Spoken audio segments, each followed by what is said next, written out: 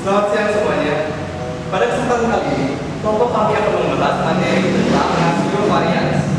Nah, pada materi ini kita akan mempelajari apakah dua data yang berdistribusi normal memiliki varians yang sama atau tidak.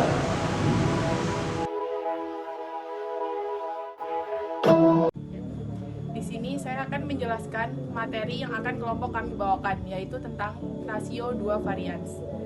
Jadi, ketika kita melihat ada dua populasi varians, maka yang akan kita perhitungkan atau akan kita pertimbangkan itu adalah rasio dari kedua varians tersebut.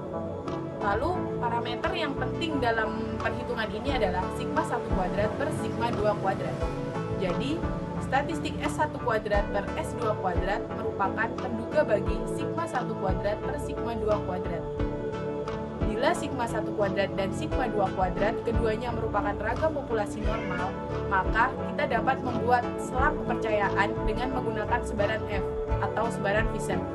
Setelah ini akan saya jelaskan tentang perhitungan dari mencari selang kepercayaan rasio dua varians. Jadi sekarang kita akan membahas tentang perhitungan dari rasio varians. Setelah tadi kita bahas, parameter yang kita gunakan dalam menghitung rasio varians yaitu sigma 1 kuadrat per sigma kuadrat.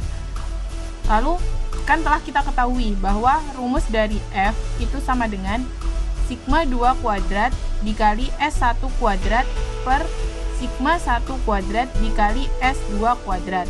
Nah, ini tuh memiliki sebaran Fisher dengan degrees of freedom V1, V2, di mana V1 kita dapat dari N1 dikurangi 1 dan V2 kita dapat dari N2 dikurangi 1. Lalu kita kan tahu bahwa grafik dari Fisher sendiri itu seperti ini. Jadi bagian sini itu besarnya alfa per 2, sedangkan bagian sini besarnya juga alfa per 2. Lalu yang tengah 1 min alfa. Nah, di sini tuh F1 min alfa per 2 dan di sini tuh F alfa per 2. Sekarang akan kita bahas selanjutnya, yaitu rasio varians selanjutan dari tadi. Tadi telah kita hitung bahwa ini adalah hasil dari perhitungan tadi atau pembuktian tadi. Lalu selanjutnya, bila dia tuh ada pernyataan gini, bila S1 kuadrat dan S2 kuadrat adalah varians dari sampel bebas masing-masing ukuran N1 dan N2 dari populasi normal.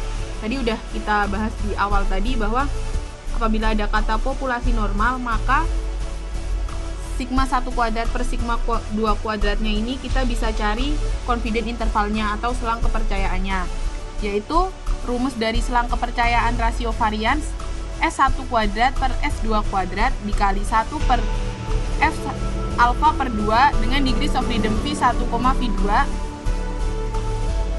lebih kecil dari sigma 1 kuadrat per sigma 2 kuadrat lebih kecil dari S1 kuadrat per S2 kuadrat F alfa per 2 dengan degrees of freedom V2, V1. Tadi ini kenapa jadi dibalik? Tadi udah dibahas di materi sebelum ini. Nah, V1, V1 dan V2-nya tuh apa? V1-nya itu didapat dari N1 min 1 dan V2-nya N2 min 1. Nah, inilah rumus dari confidence interval rasio varians, yaitu materi dari kelompok kami.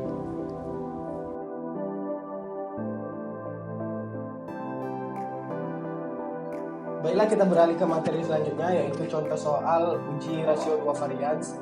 Contoh soalnya dapat dilihat di sebelah sini ya, dan akan kita bahas selanjutnya. Budi melakukan penelitian dengan dua metode mengajar untuk meningkatkan hasil belajar passing bawah bola voli. Kelompok A dengan metode mengajar bagian dan kelompok B dengan metode belajar keseluruhan, di mana masing-masing kelompok terdiri dari 10 orang. Setelah melakukan tes pada kelompok A didapat variansi sebesar 24,7 dan pada kelompok B didapat variansi sebesar 39,2. Pada taraf signifikansi 0,05, apakah kedua metode mengajar tersebut memiliki variansi yang sama atau homogen?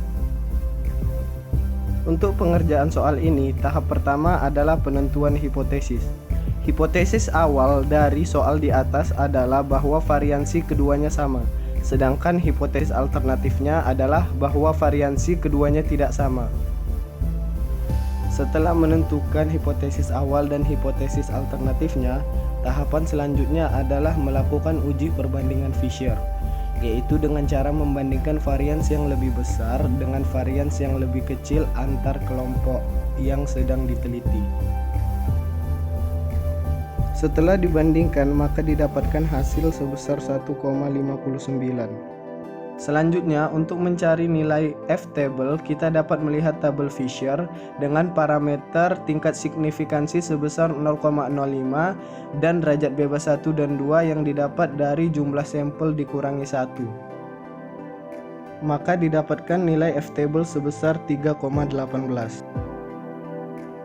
Jika nilai F hitung lebih besar daripada nilai F-table, maka hipotesis awal ditolak dan hipotesis alternatif diterima. Dan jika F hitung lebih kecil daripada F-table, maka hipotesis awal gagal tolak, sedangkan hipotesis alternatifnya ditolak. Karena nilai F hitung yang didapatkan lebih kecil daripada nilai F-table, maka H0 atau hipotesis awal diterima alias gagal tolak, sehingga dapat disimpulkan bahwa varians kelompok pertama sama dengan varians kelompok kedua. Karena tidak memiliki perbedaan varians, maka kedua metode mengajar tersebut memiliki variansi yang